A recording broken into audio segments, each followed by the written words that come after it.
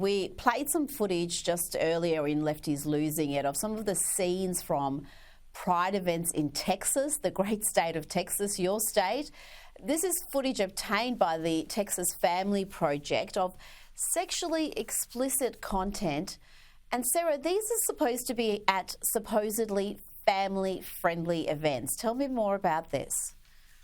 Yeah, Rita, it really is sickening what we are seeing, not just in Texas, but across the entire country, that these events that you're seeing, the types of graphic imagery that you guys are playing right now, we are seeing at every single one of these events that are billed as family friendly. These LGBTQIA exponent, PEMDAS organizations are going out and they are formulating these festivals, and they are intentionally, purposefully putting in this sexual content, and then they're claiming, what are you talking about? We had no idea that there were children that were going to be there. Here's another key factor, Rita. Every single time our organization, Texas Family Project, goes undercover into one of these Pride festivals and we uncover the disgusting sexually explicit performances that are happening in front of young children, almost every time the drag queen, the performer, whoever it is, seeks out the children in the crowd and interacts with them. And if that doesn't tell you all that you need to know about the intention of these people, I don't know what else will. These are sick people, these are degenerates,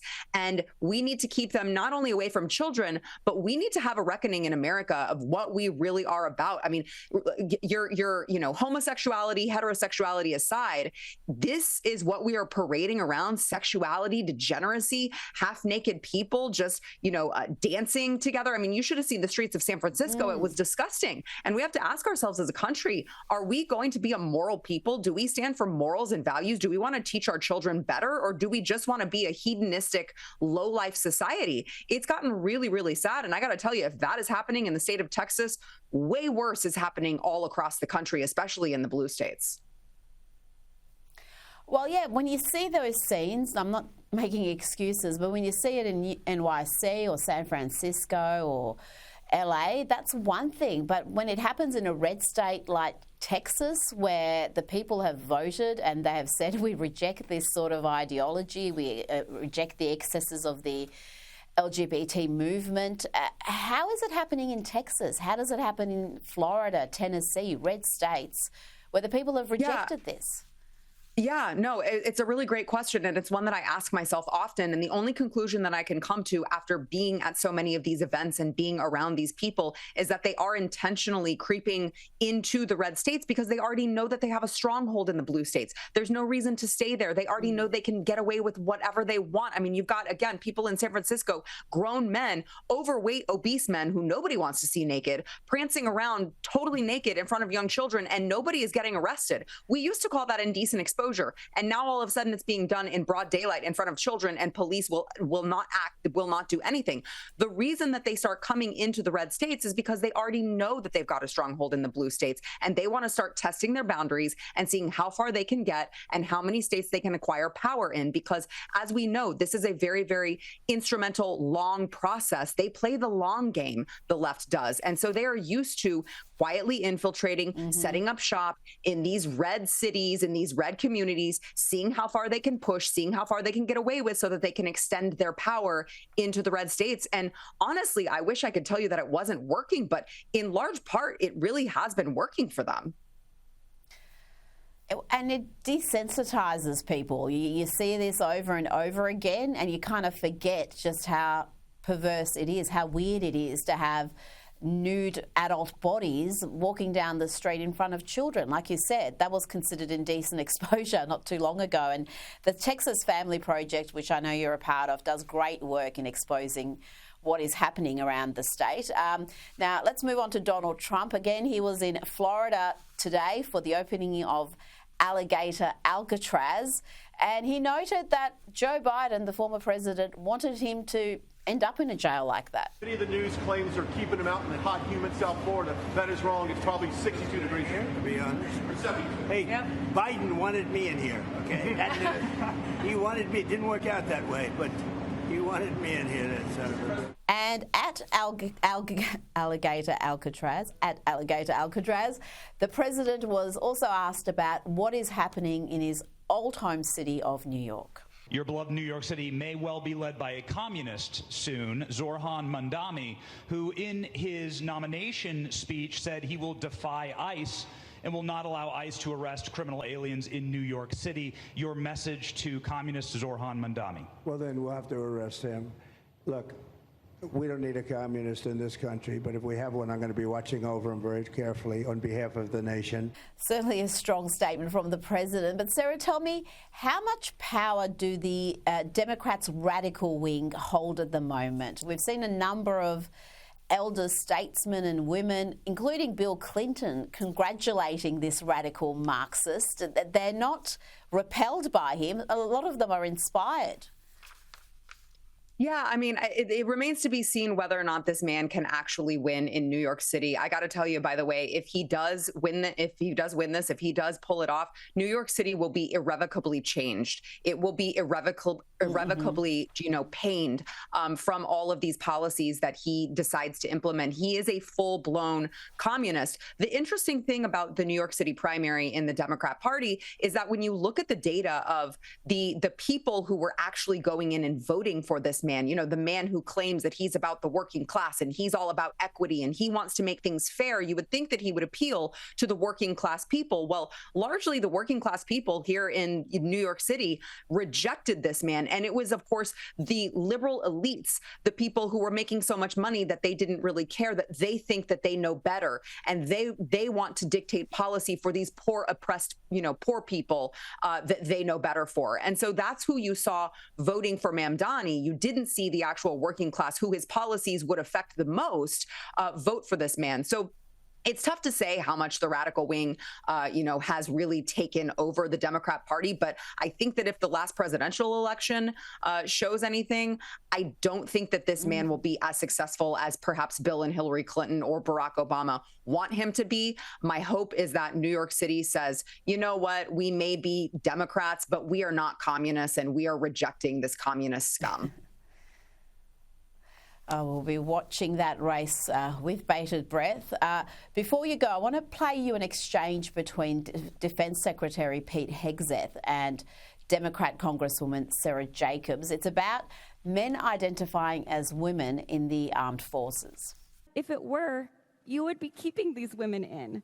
Instead, you are the one injecting culture wars into the military, and it's at the detriment of our military readiness and national security. Now, General Kane, I'd like to turn to you. So to be clear, these are men who think they're women. These are women. I'm happy to educate you on but these are men. On trans and so issues at another what we've time. Identified is that there's mental health issues with that belief system. I'd like to turn to General are Kane detrimental now. to readiness, and that's the determination that we've made and that we stand behind. Gender dysphoria. And so, Sarah, what's your response to those who, like Congresswoman Jacobs, argue that the military is now weakened by these soldiers being sidelined? Well, what I would say to Congresswoman Jacobs is simply look at the statistics, look at the numbers. The military has had record numbers of people joining, in large part due to the adults being back in charge. I know as much as Brian Stelter, Mr. Potato Head himself, liked to say the adults are back in charge when Joe Biden came into office. Really, the adults are back in charge. And we all know biology. It's very, very simple. And by the way, if a man is confused about what sex or gender he is, he can't just look between his legs and understand what he is. We don't really need him serving in the military. It serves as a distraction. And so I would tell Congresswoman Jacobs, look at the recruiting numbers. They're through the roof because young men are excited about, not being told that they are toxic, about being told that they should be strong and they should be willing to fight. And we can have the greatest, strongest military in the entire world. No offense, Rita, of course. If we just pay attention to the right things. They are supposed to be deadly. They are supposed to be strong. We are not supposed to be worrying about coddling someone because they don't know what sex they are. And so, I mean, Congresswoman Jacobs, this used to be an elite esteemed position to be in Congress. Now, apparently, anyone can join and they don't even need to pay attention to numbers or statistics or figures or hell, even basic biology, Rita. Well, you've got justices on the Supreme Court who can't tell you what a woman is, so we shouldn't be surprised that we've got Congresswoman Jacobs there. And just on Pete Hegseth, I want to play you a statement he made, because I think the Trump administration understands better than most that names matter, language matters, and The left has always understood that. And here is Defence Secretary Pete Hegseth announcing that the United States Navy is renaming the US naval ship Harvey Milk to the Oscar V. Peterson. We are taking the politics out of ship naming. We're not renaming the ship to anything political. This is not about political activists, unlike the previous administration. Instead, we're renaming the ship after a United States Navy Congressional Medal of Honor recipient, as it should be. People want to be proud of the ship they're sailing in. And so we're renaming it after a chief, a Navy chief. Pete Hegseth goes on to describe the heroics of Oscar V. Peterson and why he's earned that honour. These things matter, Sarah. The Trump administration gets it, whether it's statues being torn down, army bases being renamed, or ships. It matters.